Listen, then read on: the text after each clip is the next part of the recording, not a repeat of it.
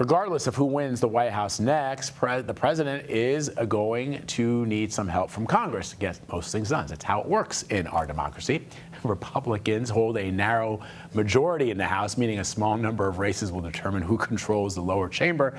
Meanwhile, in the Senate, Democrats have a majority, but Republicans could retake control by gaining just 1 or 2 seats. So for more on this, let's bring in congressional correspondent Scott MacFarlane, who's here in the studio with us once again. Good to see you, my friend. Right back at you. All right, so let's first talk about the focus of the race in the next couple of days. We were talking earlier to Finn Gomez, and I'm sure that the vice president wanted to be talking about that speech she delivered yesterday in front of the White House. The White House is a backdrop, but we're talking about the comments the current president made. So now what do you think that they're doing to just get voters, at least from the Harris standpoint, back on track?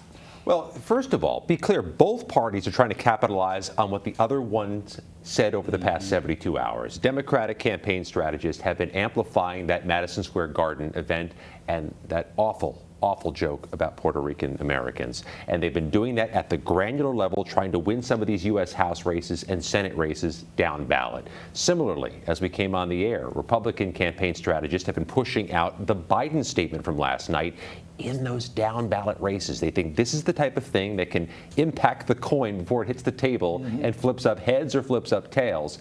That's part of the issue. Can they mechanize this in the final 5 or 6 days to swing lower races down the ballot? Because as you said, there's so much at stake. Control of the House and Senate very much impacts a future President Harris or a future President Trump. So I saw something interesting, and I don't know if I read it in Politico earlier this morning, Scott, which is that there was predictions were that Democrats might actually win control of the House, but that may not be the case now, and it's coming down to some crucial races right here in New York. Of all places, the battlegrounds are different in the U.S. House. It's California, it's New York. There are nearly a half dozen very competitive, call them battleground races, in each of those 2 states. If they swing one party or the other in synchronicity, there's your balance of power in the U.S. House.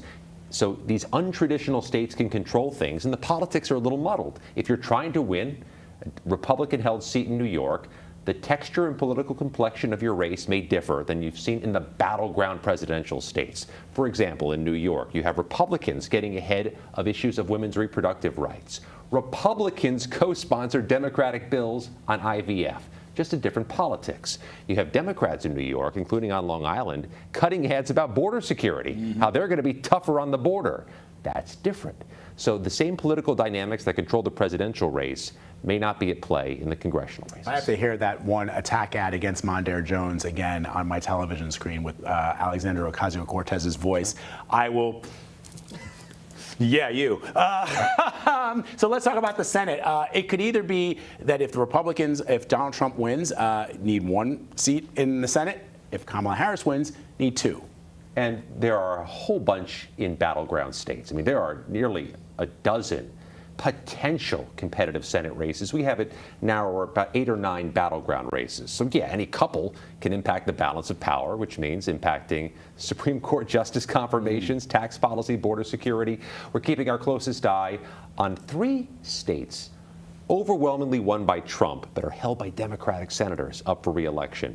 Ohio, Montana, and the retiring Democrat in West Virginia puts that at play. Republicans, to put it mildly, are very bullish on their chances in West Virginia.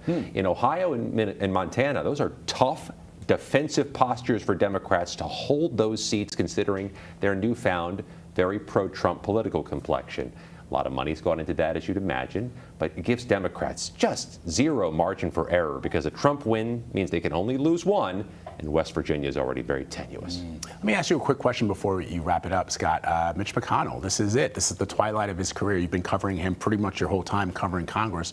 What do you think his legacy will be? He stays in the Senate, but no longer the Senate leader. And it's going to be difficult to watch the Senate without Mitch McConnell in the front chair in the room, but further toward the back bench.